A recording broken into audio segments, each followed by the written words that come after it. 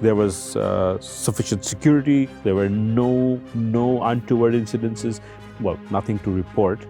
Thousands of people coming out on the streets will naturally you have stray things happening, but nothing to report. Making sure that the ethnic minorities who also do celebrate the beginning of the new year, or they have their important like religious festivals. We know about Biju, we know about Shangrai, and they made sure that they get days off for that. I think that was a very sort of smart move.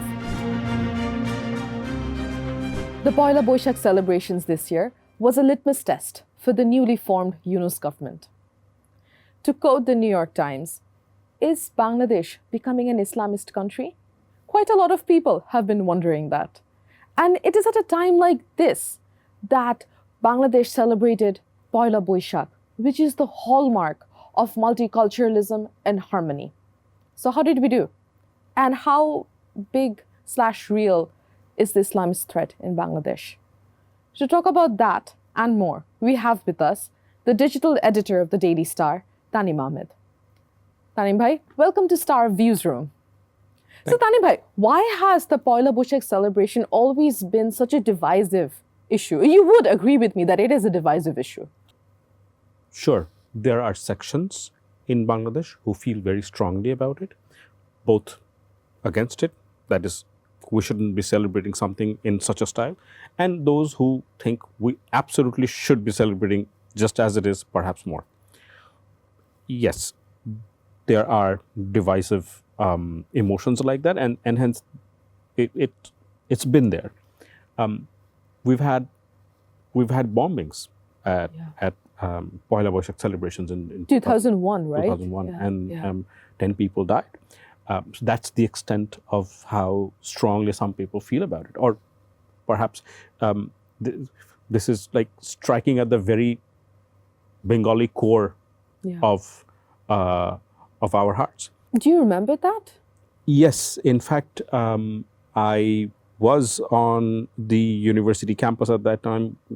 We were out with friends, and we were not exactly inside Ramna, but very close by at the public library when the bomb went off. This divisive issue is perhaps a you could say a tug of war between very strong religious feelings and very strong cultural feelings or sentiments to celebrate something. But aren't these the same? Shouldn't religion and culture, isn't that essentially the same? They're both rooted in values, right?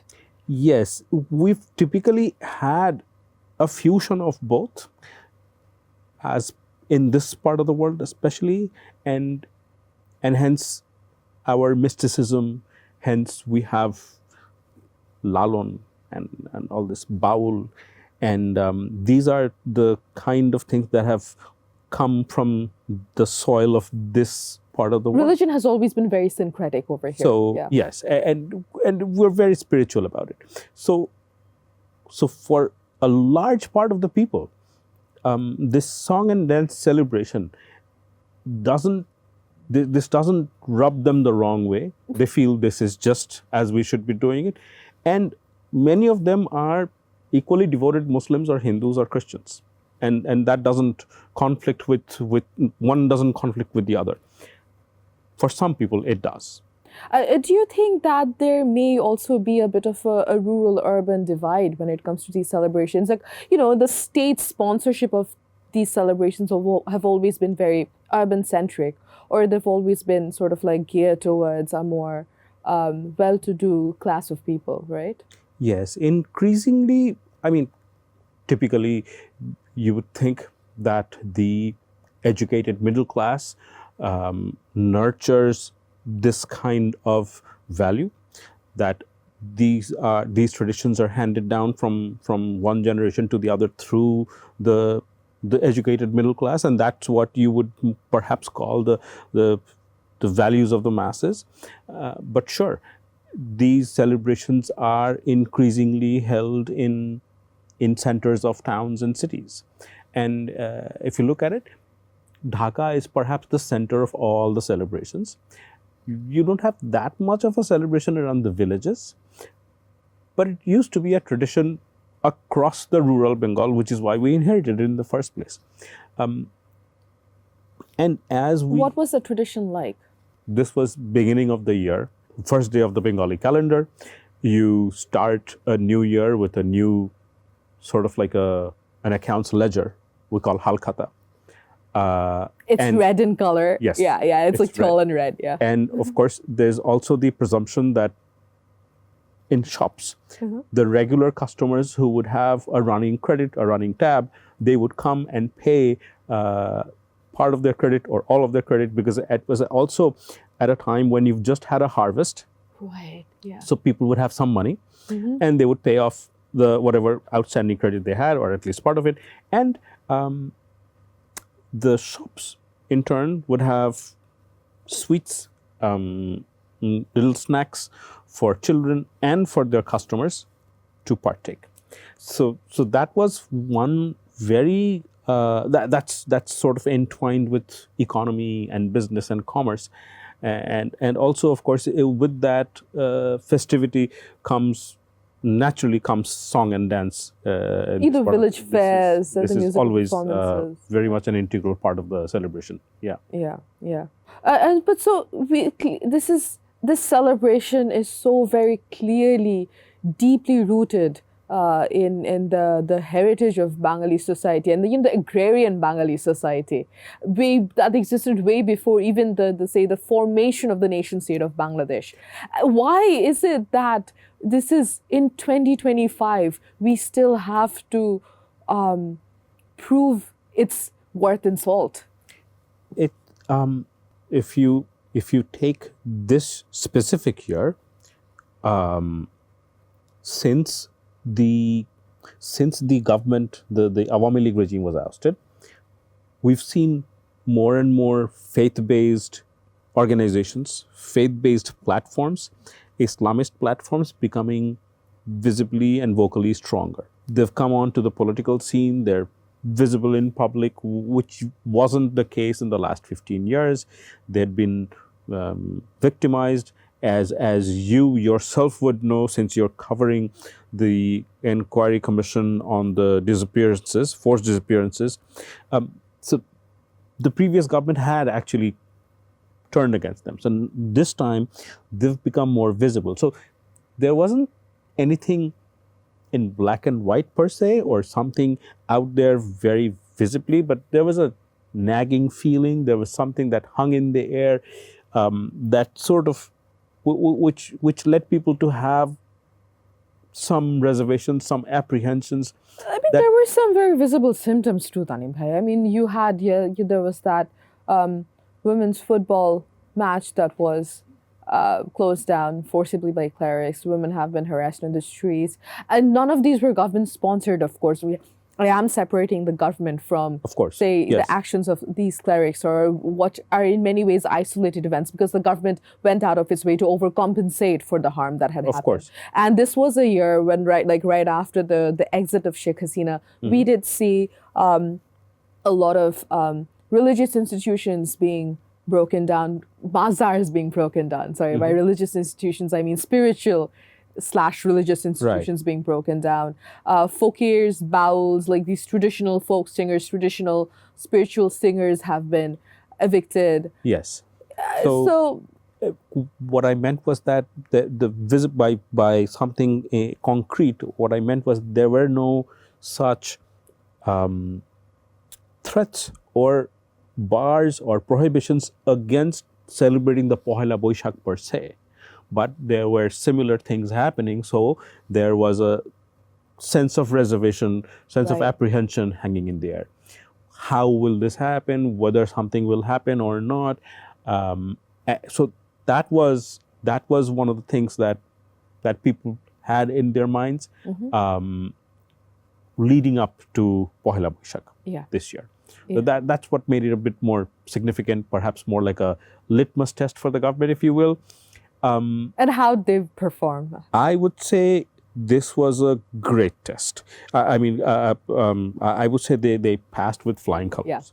There was sufficient security. There were no untoward incidences. Well, nothing to report.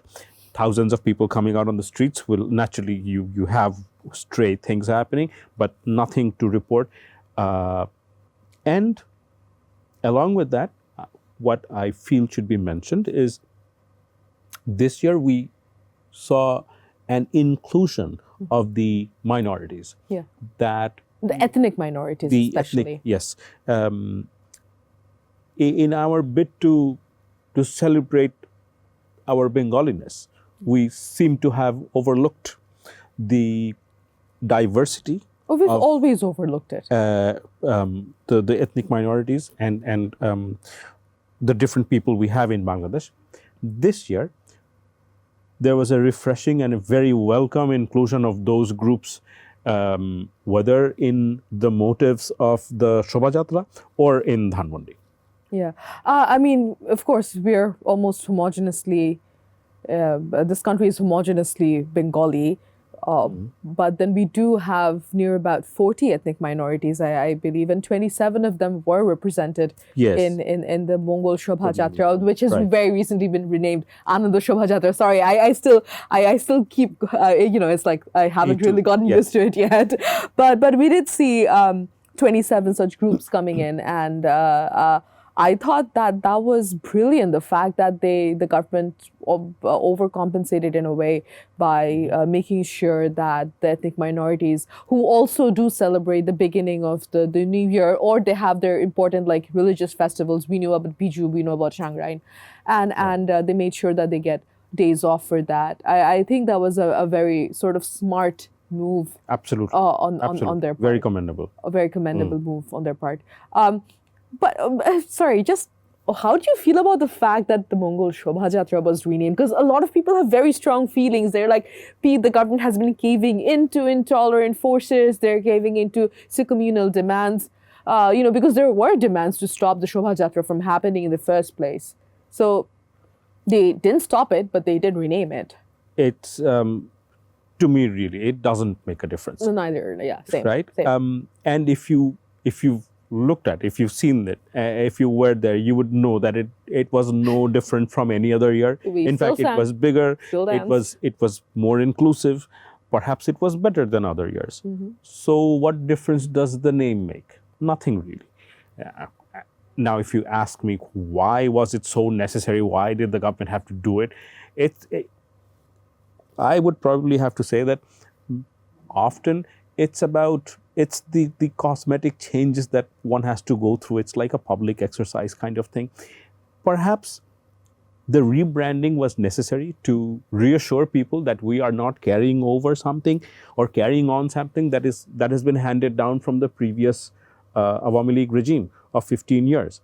Of course, the Shobha Jatra has been happening from long before Awami League came to power. 1989, it was... And it was in protest to the Ershad government at that time. Yeah, the autocratic regime. Another autocratic regime. So it's as long as the spirit of defiance, resilience, protest is there, cosmetic Shobha Jatra is fine. The cosmetic changes don't really matter as much. So it holds true to its spirit.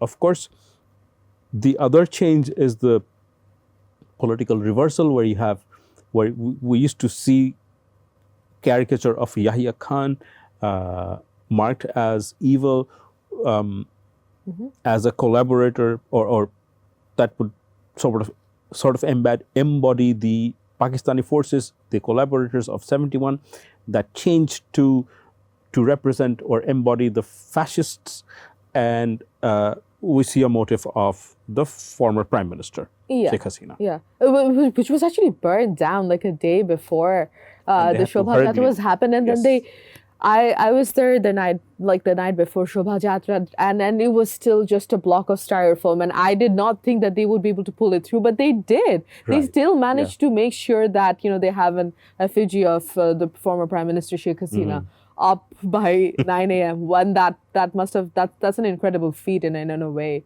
I know that people have a lot of strong feelings about that, but at the end of the day, the Shobha Jatra has always been political. It's always been an expression of the public sentiment of the day. Exactly. And the dominant public sentiment of the day. And if you went around yesterday at the Shobha and asked people how they feel about having Sheikh Hasina there, I don't think many people would have said they really minded it much. I do feel like the ones who minded it stayed back at home though. Like they, but that's okay. There were still like, several thousands of people attending that rally. I don't know if many of them even, there were so many people, I don't know how many of them even managed to get a glimpse of, Right. the refugee per se. Right. Yeah. You're right. I do think that even next year we'll be talking about the same topics of whether the Pahela Baishakh celebrations are cultural or whether it's religiously okay to do it. And I think that these conversations will keep on happening year after year. But the reason that the Pahela Baishakh celebrations have evolved the way that it has is because it is a symbol of resistance Absolutely. against everything that is evil. Yes. We say that let the hot summer sun burn away everything that's impure and bring about something new. And I mean, that's pretty much in the Pahela Baishakh anthem itself. Right. Yeah. And Absolutely. That's probably one of the reasons why it's very important for us to celebrate it as well, because Pahela Baishakh, above everything, is about defiance and resilience. And it's been so since its very beginning. So as much as it is about Bengaliness, it's also about a show of resilience and a show of resistance, even to reassure ourselves that we're still here, we're still celebrating, and we're still vibrant. Yeah. Thank you, Tanim Bhai. Thank you for joining us today. Pleasure. Defiance, resilience, an act of resistance. That's what Pahela Baishakh means to us, Bangladeshis. And it's that time of the year when we brand the Bangladesh that we want, or the Bangladesh that should be, to the rest of the world. Wishing you all a very happy Bengali New Year and signing off.